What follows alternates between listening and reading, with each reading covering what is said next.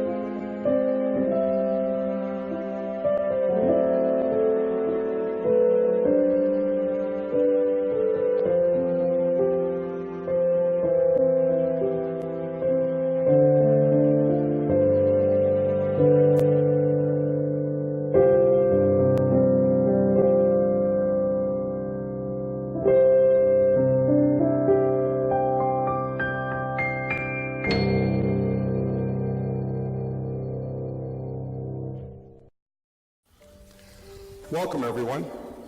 We approach the 100th anniversary of St. Spyridon Hellenic Orthodox Church.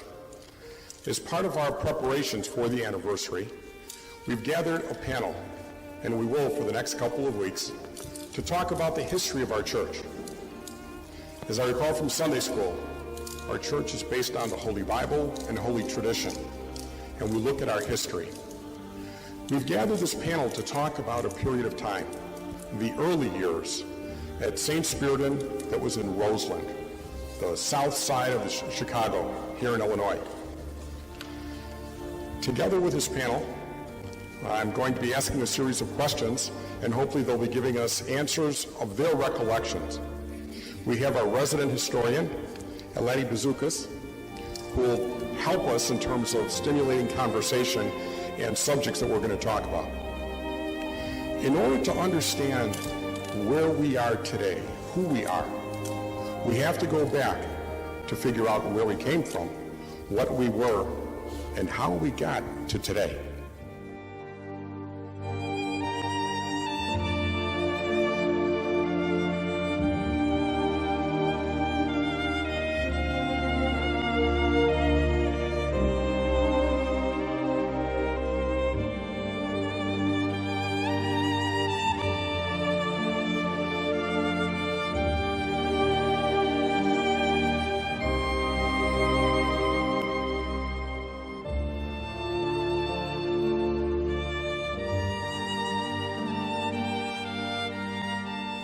James Corbacus, as I said, our historian, Eleni Bazoukas, in memory of Mrs. Coolidge, who was supposed to be part of this panel. Their family has donated a planter that sits behind us to remember her.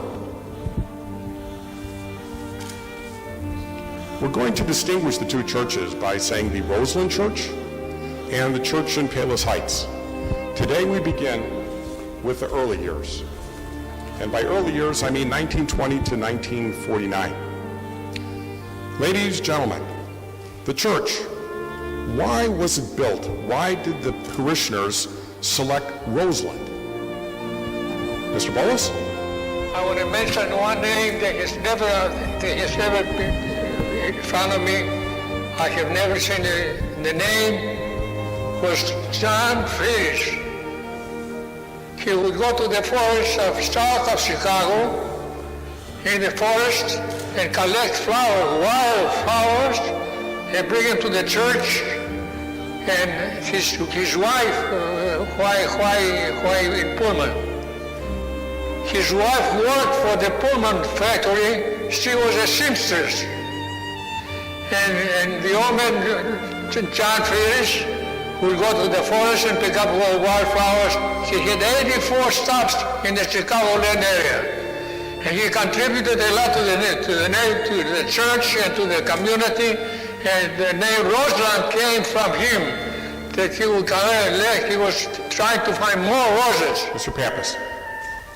The original, the only thing I can remember is going back to 1928 when I was born. And I remember stories that my father had told me about that time, and the reason that they decided to do the church here in Roseland was because there were so many people working at Pullman factory, as what's the name said. Plus, they worked at Sherwin-Williams, and for that, and they had the school here, so that's why they decided to build a church here in Roseland. Yes, because most of them came over here without any educations, English educations, and they had a lot of will, and they went there and worked as laborers and worked their ways up from there. And my father was one of them who came here. My father came here in 1912. Now, when we talk about the original church in Roseland or in Pullman, where did the parishioners gather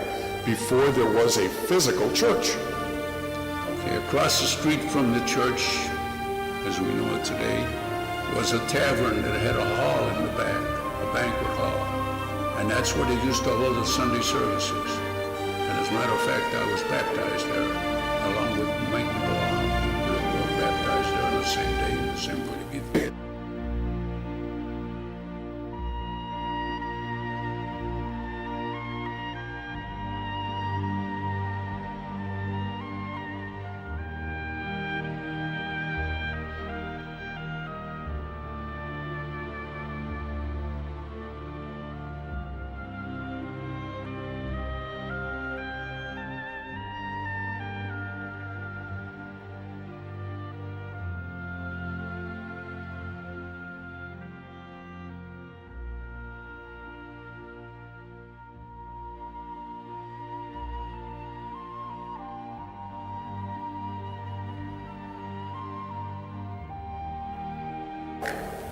I believe it was started in 1917 in the Pullman Arcade, the arcade building, the professional building.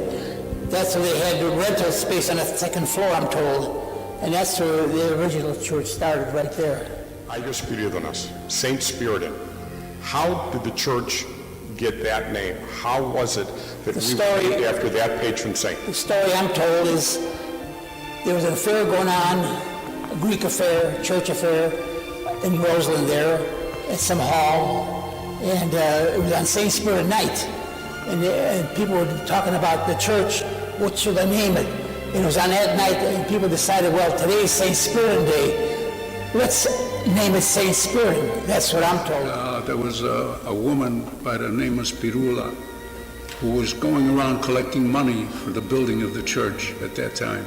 She was killed by a car while she was walking down Michigan Avenue collecting money for the church. And that's why they decided to name the church after her, St. Spyridon. How about immigrants? Would you say that the typical head of the household back in your recollection was from Greece, or were they American born? And I'd be talking about your parents. 99% from Greece. I don't know if I even need to ask the question, but in what language was the liturgy? Greek, of course. Naturally Greek. I remember that men sat on the right and the women always sat on the left. Yes. Very, very traditional. And they had to wear a covering over their heads. Right. Yes. Now, if you went with your family, so there was the mother, the father, and there were several young children, where would the children sit? With the mother. So the right side would be exclusively the single men or the fathers, is that right? Right. Correct. Roseland back then, in the 1922, right after World War II, could you describe that neighborhood, that area? What was it like? Well, to my recollection, I don't think there'll ever be another town like Roseland was. They had everything, and they had, like I say, fruit stores, candy stores, and all kind of shoe stores. Just go down Michigan Avenue, and just any kind of store you want. Of course, Gately's People Store was a real big store there. But like I say, a lot of the Greeks had restaurants and the candy stores and the fruit markets, and so little hot dog restaurants, and it was a terrific town. Mr. McCall? Oh yeah,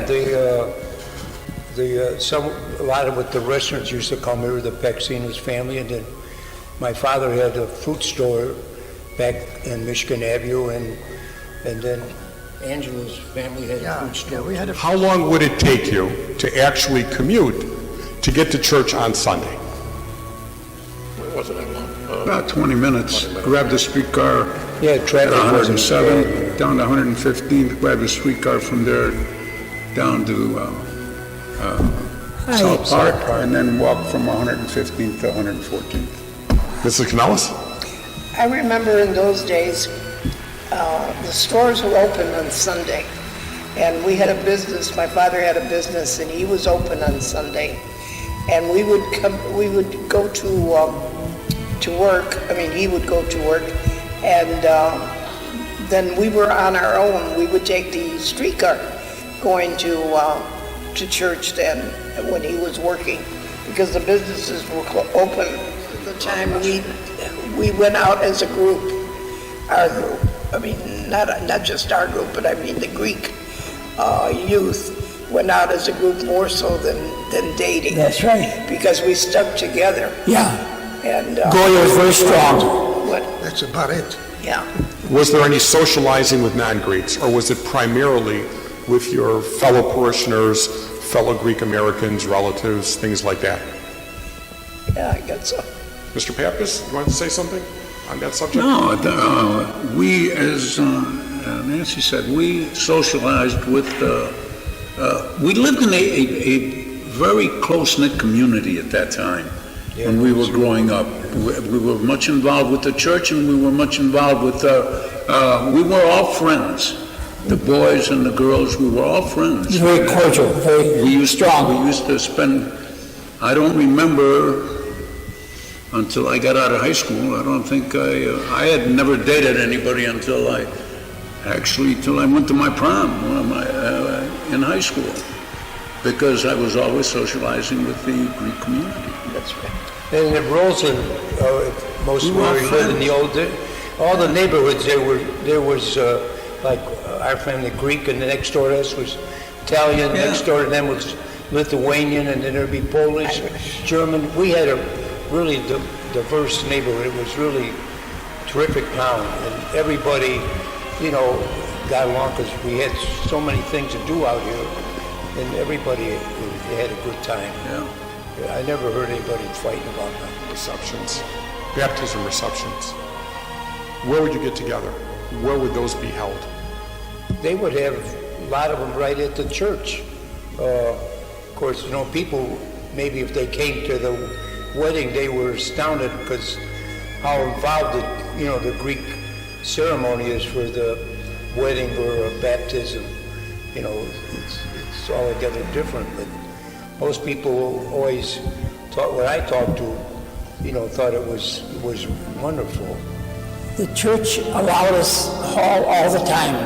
Whenever we wanted to use the hall, it was ours to be used. So we always had someplace to go. It was always ours. Anything, junior Goya or senior Goya, whatever fair one, the church went along with us all the time. We never had any problems. So therefore, the youth was there. Our youth and the Goya was strong, and we did a lot of things together. And if I remember right, we also cleaned up after ourselves. And we cleaned up after the hall. Oh, yeah.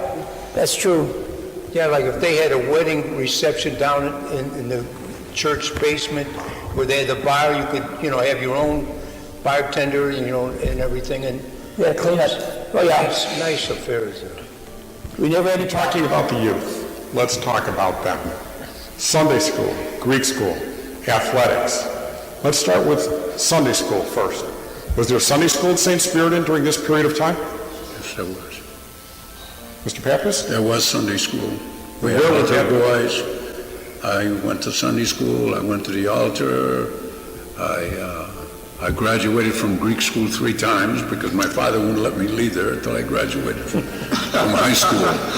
I was helping the teacher teach, as a matter of fact, the last 2 years. Let's start with altar boys.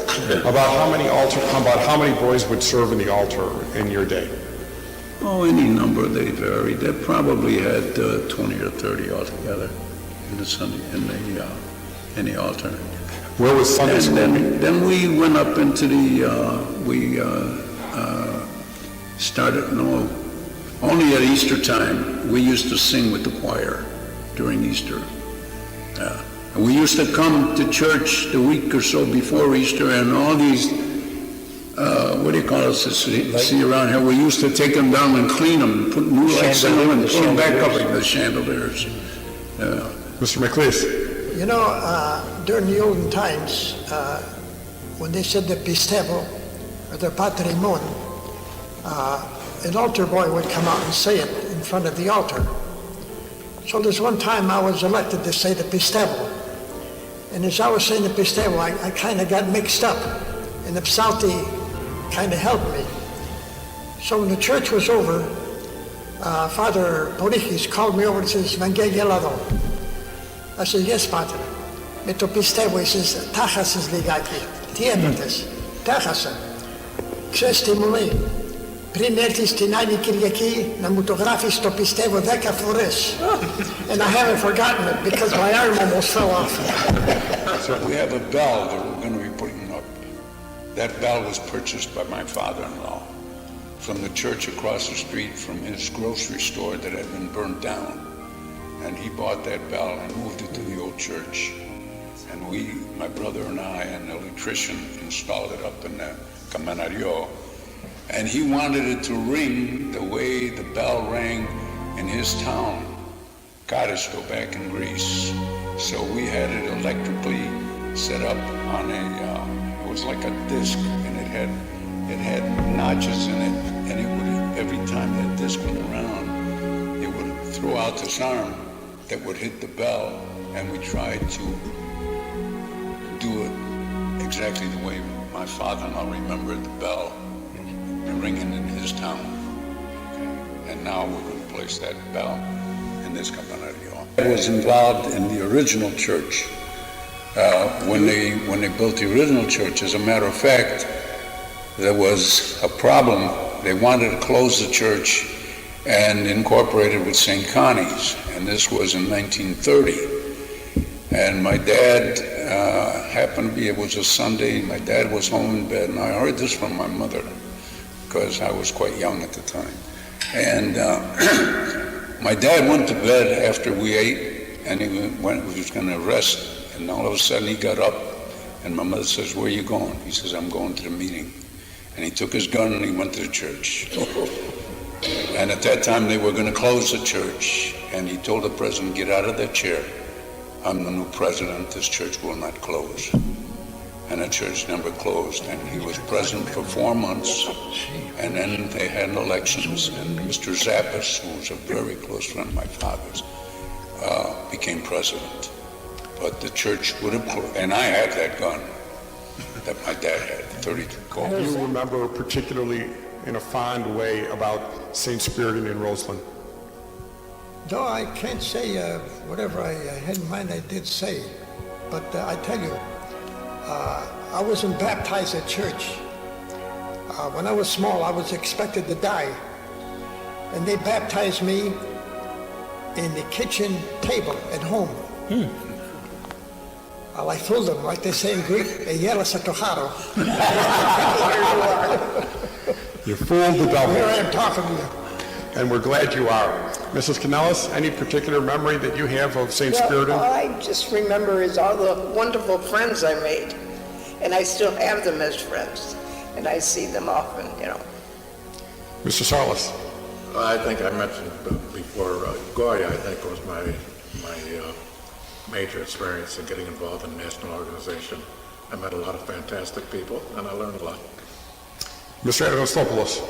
Yes, I'd say Goya, we had a lot of good times, and then I remember when before I was going in the Marines, my yaya gave me a gold cross, to wear, take with me, and I remember she gave it to, at that time was, Father Salinas was the priest, and he blessed it and, put it on me.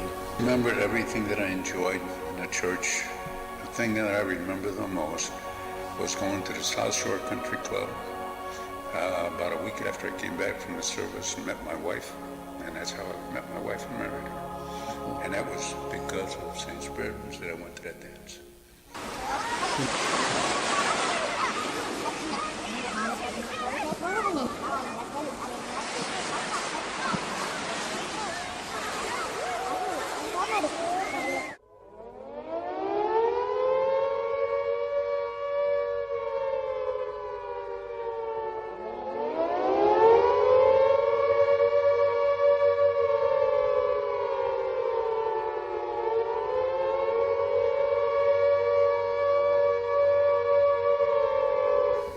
The period of time we talked about is 1920 to 1949. That includes World War II. What significance did the war have on life for all of you as it pertained to church?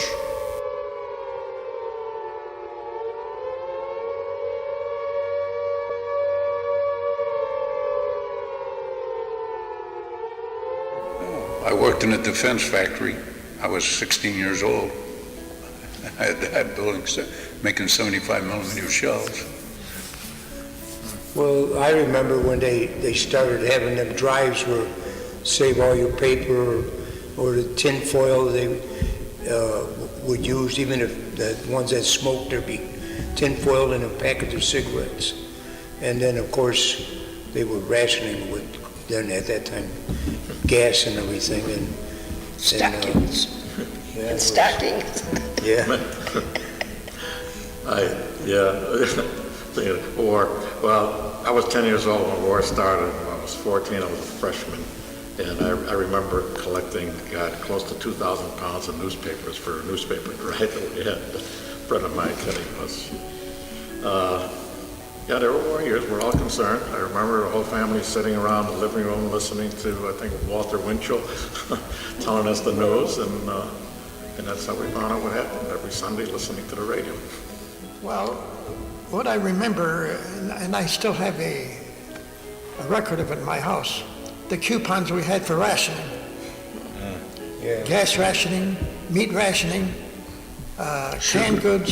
Sugar, yeah. And in fact, I'm sorry I didn't bring it. I still got that ration coupon at home. I can remember was the boys going off to war would come to church, and the priest would give them a cross, or give them something, and bless them in front of the church, and wished them the best. Yeah, that's what And they did that all the time for our members.